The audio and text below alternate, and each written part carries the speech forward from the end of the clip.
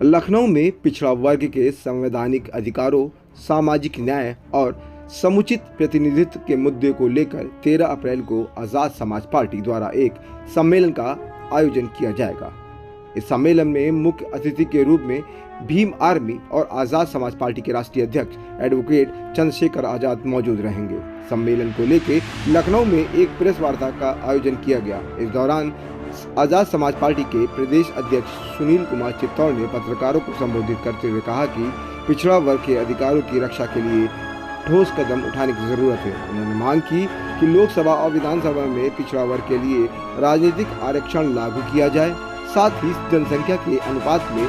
52% प्रतिनिधित्व सुनिश्चित किया जाए और सरकारी नौकरियों में आरक्षण का पूरा लाभ दिया जाए। हमारे संविधान के अनुसार पिछड़े वर्ग की जो आबादी 52% है, उसको 52% प्रतिनिधित्व प्रत्येक क्षेत्र में मिलना चाहिए, लेकिन नहीं मिल पाया। काका कालेलकर रिपोर्ट आयोग के बाद मंडल आयोग बना और मंडल आयोग की सिफारिशों के अनुसार 27% आरक्षण लागू होना चाहिए था। पूर्व प्रधानमंत्री स्वर्गीय आदरणीय वीपी सिंह जी की सरकार में मंडल रिपोर्ट की सिफारिशें लागू हुई, लेकिन वो सिफारिशें भी आज तक पूर्ण रूप से लागू नहीं हो पाई। सरकार की नौकरियों में और शिक्षा क्षेत्र में 27% आरक्षण पूर्ण रूप से लागू होना चाहिए। जो सरकारें थी उनकी नीयत ठीक न रहने के कारण उन सरकारों ने इस तरफ विशेष ध्यान नहीं दिया। कुछ लोग अपनी मेहनत से संवैधानिक अधिकारों को प्राप्त करने के लिए शिक्षा के क्षेत्र में आगे बढ़े, कुछ नौकरियों पर जाने लगे। समुचित मानसिकता के लोगों के द्वारा इनकी प्रगति को रोकने के लिए क्रीमी लेयर जैसे मापदंड बनाए।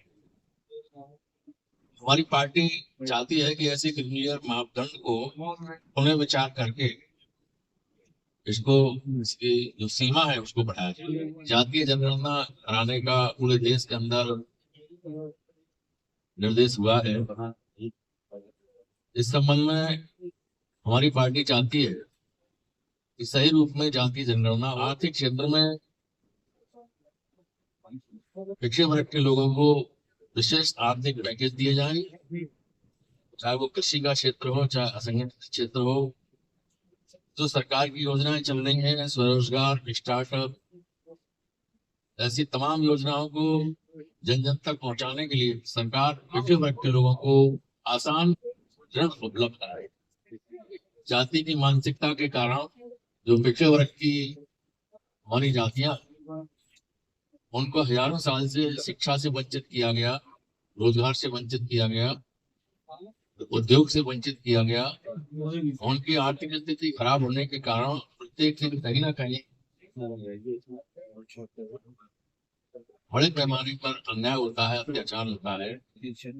जो गैर बराबरी की सामाजिक व्यवस्था हमारे देश में कायम हो चुकी है, उस मानसिकता से ग्रसित लोग पिछड़े वर्ग के लोगों के साथ, कमजोर वर्ग के लोगों के साथ प्रत्येक दिन कहीं ना कहीं अन्याय अत्याचार की घटनाएं लगातार करते हैं।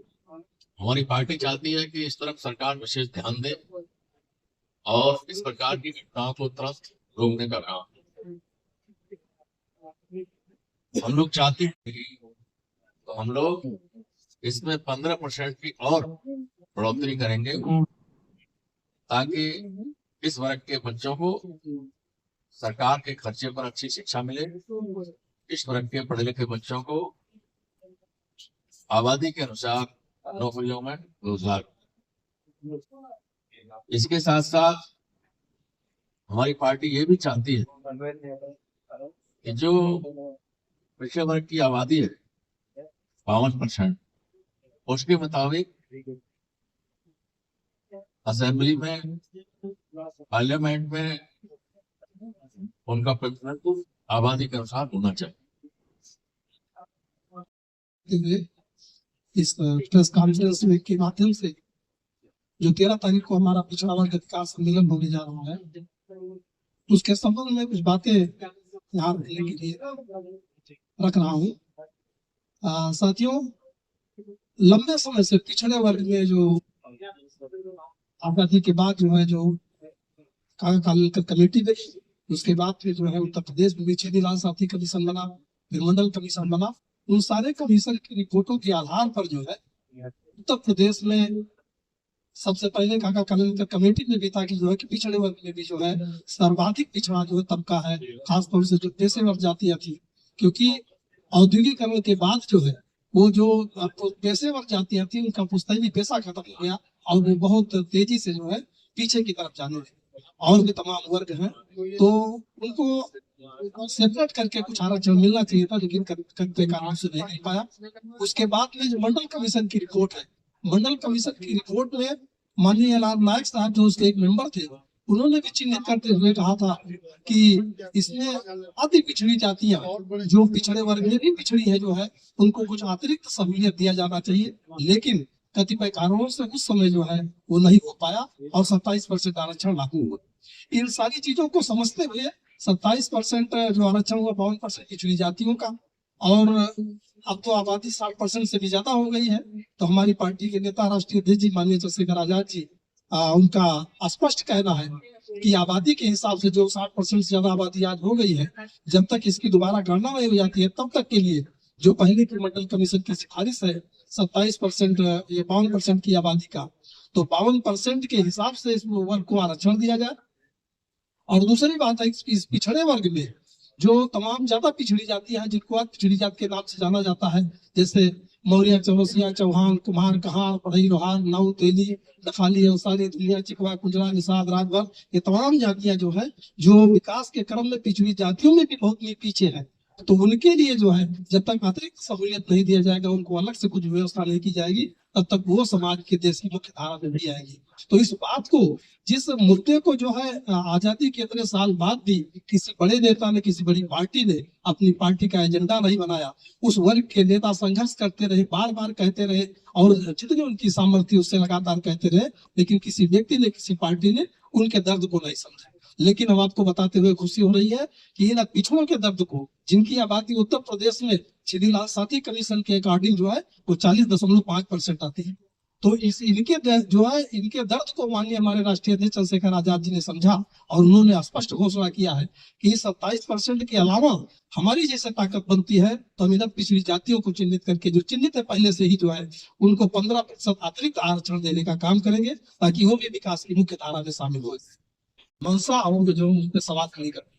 क्योंकि सरकार की मंशा रही है कि इस वर्ग को जो है नौकरी दिया जाए, कुछ दिया जाए, इसलिए वो हमेशा साजिश करती रहती है, कभी ठेकेदारी प्रथा, कभी जो है संविदा, कभी जो है निजीकरण, इन सब के नाम पे कर रही है। इसलिए आज पूरे देश में जो है आजाद समाज पार्टी और उनके नेता माननीय चंद्रशेखर आजाद जी जब हर वर्ग के लोगों के मुद्दों को, खासतौर से रैली के संबंध में कहना चाहूंगा, पिछड़े वर्ग के मुद्दे को स्पष्ट रूप से कि 52% पिछड़े वर्ग को उसकी 52% रिजर्वेशन तब तक जब तक की नई गणना नहीं हो जाती है तब तक हर क्षेत्रों में दिया जाए। और उसके अलावा जो मंडल कमीशन में वो नई सिफारिशें थी, उसमें खाली 2 सिफारिशें लागू की गई, खाली शिक्षा और नौकरी में, वो भी पूरा नहीं किया गया, तो बाकी जो 17 सिफारिशें हैं उनको भी लागू किया जाए। ये स्पष्ट जो है हमारे नेता जो है मांग करते हैं, और जो सरकार चल रही है उससे हम लोग मांग करते हैं आप लोगों के माध्यम से कि वो सब बाकी 17 सिफारिशें लागू की जाए और 52% आरक्षण जो है देने की दिशा में सरकार जो है वो कदम बढ़ाए, उसके लिए प्रयास करें, और अब पिछड़ी जातियों को अलग से 15% आरक्षण देने का काम करें, ताकि वो भी समाज की मुख्य धारा में वापस आवे और देश को जो है अपना योगदान मजबूती से दे। धन्यवाद। मैं कह रहा था कि आजादी के बाद जो है सभी राजनीतिक दलों ने ओबीसी वर्ग को सिर्फ और सिर्फ वोट बैंक को समझा है और सिर्फ उनसे वोट लिया है, लेकिन उनके लिए कोई काम नहीं किया। क्योंकि हमारी आजाद समाज पार्टी काशीराम बहुजन महापुरुषों के आंदोलन पर चलने वाली पार्टी है, उनके विचारधारा पर चलने वाली पार्टी, इसलिए हमारे राष्ट्रीय अध्यक्ष आदरणीय एडवोकेट चंद्रशेखर आजाद साहब ने जैसे उन्होंने मांग की है कि शीर्ष स्तर से लेकर ग्राम स्तर तक जैसे जिसकी भागीदारी वैसे उसकी हिस्सेदारी के तहत हर जगह पे आरक्षण का प्रावधान किया जाए। और उसी प्रकार हमने भी अपनी पार्टी के संविधान में आबादी के अनुपात में जो भी लोग उनको संवैधानिक रूप से हमने संगठन के पदों पर और आने वाले जो भी विगत विधानसभा चुनाव थे या आने वाले जो भी विधानसभा चुनाव होंगे, लोकसभा चुनाव होंगे, उनके आबादी के अनुपात में हम लोग सीटों का बंटवारा भी करेंगे, उनको टिकट भी देंगे, ताकि उनकी राजनीतिक हिस्सेदारी सुनिश्चित हो सके और आने वाले समय में वो सशक्त होकर अपनी दशा को सुधार सके, अपनी दिशा को बदल सके। बहुत धन्यवाद। आज जो प्रेस कॉन्फ्रेंस है वो आज की जो राजनीतिक दशाएं हैं और उसमें हमारी जो उपस्थिति है उसको लेकर के भी है। हमारे माननीय भाई राष्ट्रीय अध्यक्ष चंद्रशेखर आजाद जी ने जो दिशा निर्देश दिए हैं, जिन्हें पूरी तरह से लागू किया जाएगा पार्टी के माध्यम से, और हमारी कुछ मांगे हैं जो अभी तक आजादी के बाद से किसी भी पार्टी ने, चाहे वर्तमान पार्टी क्यों ना हो, उसने भी पूरा नहीं किया है। सबसे पहली बात है कि जो अति पिछड़ी जो जातियां हैं, पिछड़े वर्ग के आंदोलन के लिए लगातार सारी बातें होती हैं, लेकिन धरातल की अगर बात करें तो अभी तक मंडल आयोग की सारी सिफारिशें लागू नहीं हुई। साथ ही पीबीटीजी जो हमारा समूह है, आदिवासियों का जो सबसे पिछड़ा वर्ग समूह है, जिसकी संख्या 75 लाख के ऊपर है, आजादी के बाद आज तक उनको आवास नहीं दिया गया है। हमारी पार्टी उनके लिए काम करेगी, ये हमारा मुख्य मुद्दा है। साथ ही अभी हम सीट लोकसभा में हमारी सीट बढ़ने जा रही है। हमारा सीधा मानना है कि जब हमारी आजादी, हमारी जो जनसंख्या है वो विश्व में सबसे ज्यादा हो चुकी है। और चाइना में अगर मेंबर ऑफ पार्लियामेंट की बात करें तो वहां पर 2800 मेंबर ऑफ पार्लियामेंट। अगर हम छोटे से देश यूके की अगर बात करें तो 6.5 करोड़ जनसंख्या है, लेकिन वहां 800 से ज्यादा मेंबर ऑफ पार्लियामेंट है। उसी प्रकार सबसे जो विकसित जितने भी देश हैं उनमें कहीं भी आप उठा के देख लीजिए, मेंबर ऑफ पार्लियामेंट जो हैं, जो राजनीतिक प्रतिनिधित्व करते हैं, उनकी संख्या 800 से ज्यादा है और हमारी जनसंख्या सबसे ज्यादा हो चुकी है और अभी हमारे 543 है। हमारी ये सीधी मांग है, आजादी के बाद हमारी जितनी आबादी है उसी के हिसाब से मेंबर ऑफ पार्लियामेंट डिसाइड हो, उसी के हिसाब से हमारे एससी, ओबीसी, आदिवासियों की सीटें डिसाइड हो। और अभी तक जो पॉलिटिकल जो रिजर्वेशन है वो ओबीसी को नहीं मिला है। हर क्षेत्र में उन्हें आबादी के अकॉर्डिंग दिया जाना चाहिए और जातिगत जनगणना में, क्योंकि आजकल डेटा के हिसाब से ही राजनीति तय होती है, हमारे बजट का एलोकेशन होता है। तो अब हमारी मांग सीधे है कि बजट में एलोकेशन हमारा आबादी के अनुसार होना चाहिए।